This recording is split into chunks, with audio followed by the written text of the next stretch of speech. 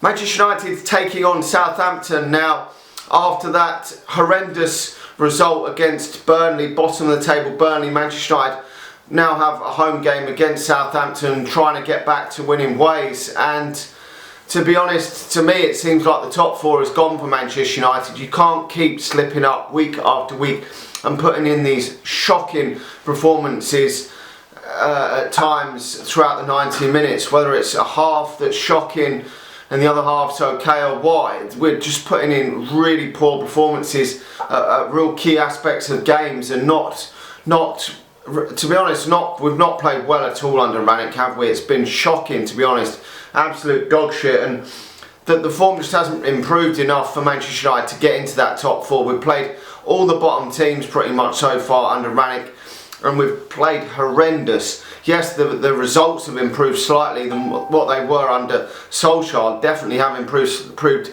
under that. Towards the end of Solskjaer's reign, we were losing heavily against Watford and Man City and Liverpool, etc. But this, I think if we were playing better sides, we would be getting torn to shreds at this moment in time, the way we're playing.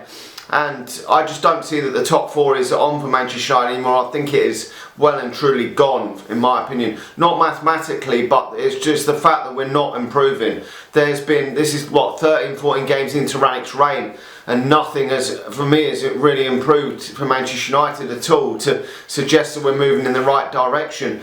Apart from I think we've got very fortunate in a number of games against the likes of Norwich and Newcastle, where we've got points out of them games where we didn't deserve to get points out of, which has really saved Rannick's bacon in order to keep us in with a shout of getting in the Champions League. Because without them points, I mean, even against the likes of West Ham, we got very, very lucky. Yes, the last two games probably VAR didn't help us, but so many times we got lucky. And if we hadn't got them points, probably on the aspect of how we played, we probably don't deserve to have won more than 1 or 2 games under Rannick, which is very concerning. The other games we've got so fucking fortunate. And going into this game, Southampton are going to be on a massive high after beating Tottenham away, which was a very good win there, considering they were losing 2-1 with only about 10, 15 minutes to go. I didn't watch the game, but they've got some decent players. I like the likes of Ward-Prowse. Chair Adams is a decent player for them. They're not completely shit, and at times they are bad and then they come good. So, but last time we played Southampton, they had a man sent off inside about the first few fucking seconds, and we beat them 9-0. That shit isn't going to happen this time. We're probably not going to score 9 goals in our next 9 fucking games under Rannick. So that isn't going to happen. We're toothless up front at this moment in time. We have created chances, but we're not putting them away at key aspects of the game. And then for whatever reason, Manchester United seem to be, the last few games, Manchester United seem to have gone absolute shocking after we've taken the lead and not put the game to bed. And I'm sorry, but second half of these games, we're not controlling them, we're not doing enough. And is that all on Rannick? I don't think it's all on Rannick, but I mean, when you're the manager, you're going to get part of the blame for this. And you're not seeing Man City do this, you're not seeing Liverpool doing this. Yes, they've got better teams than us, but we should be doing better in the games that we're playing because of the opposition we're playing. No disrespect to a number of these teams, but we haven't been playing the likes of Liverpool's, the Chelsea's, the Arsenal's, the Tottenham's lately. We've been playing against mediocre shit, to be honest, and we haven't been performing well enough to put these games to bed in order to get the 3 points. And we've really got to start doing that at key moments in the game. When we're going 1-0 up, we've got to go out there, get the second and third goal and put these games to bed. 70 shots in our last 3 games, but that means nothing if you're not putting chances away. We've scored 3 fucking goals, and at times in them games, as I say, we've looked poor. Second half against Middlesbrough, very poor. Second half against Burnley, very, very poor. And these are worrying stats. They are 2 teams that are Championship level opposition, really, because Burnley are going down and Middlesbrough are about 7th or 8th in the Championship. It's just not good enough. It really fucking isn't.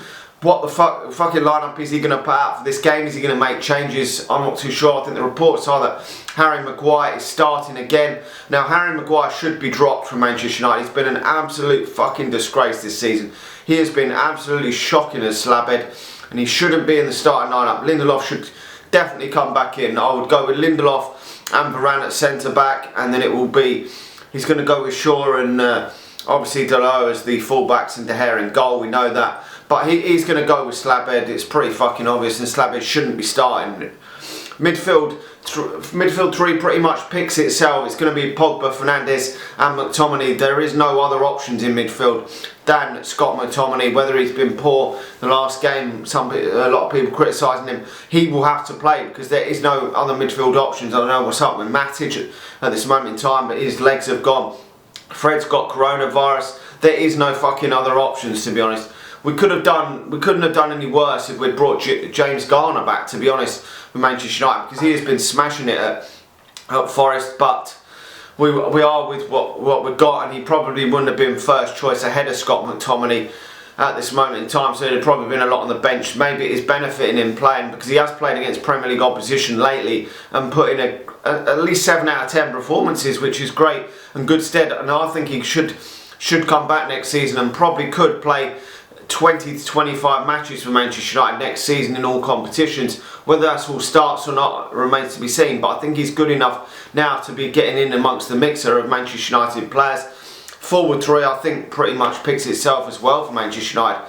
He's going to go with going to bring Cristiano Ronaldo back into the starting lineup. We know he will, and then it's going to be Jadon Sancho, and it's whether he goes for Elanga or Rashford. I think he probably will go with Rashford. I'm not sure whether Elanga's going to have the consistency to play week in, week out between now and the end of the season for Manchester United to get better. I'm not sure. Rashford isn't even in form himself. He's been terrible. The only positive really is that Sancho's form does look like it is improving. The last couple of games he's looked a lot better.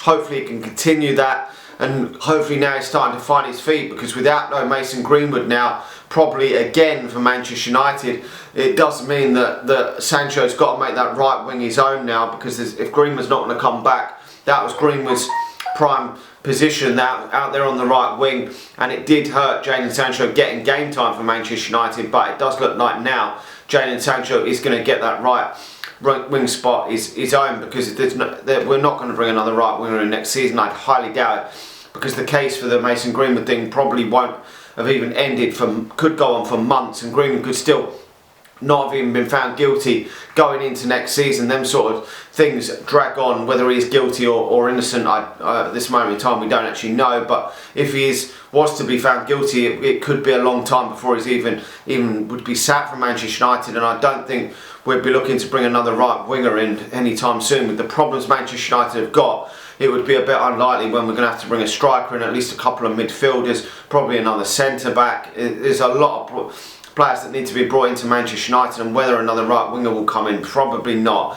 Anyway, I don't know what really else to say on the game, to be honest.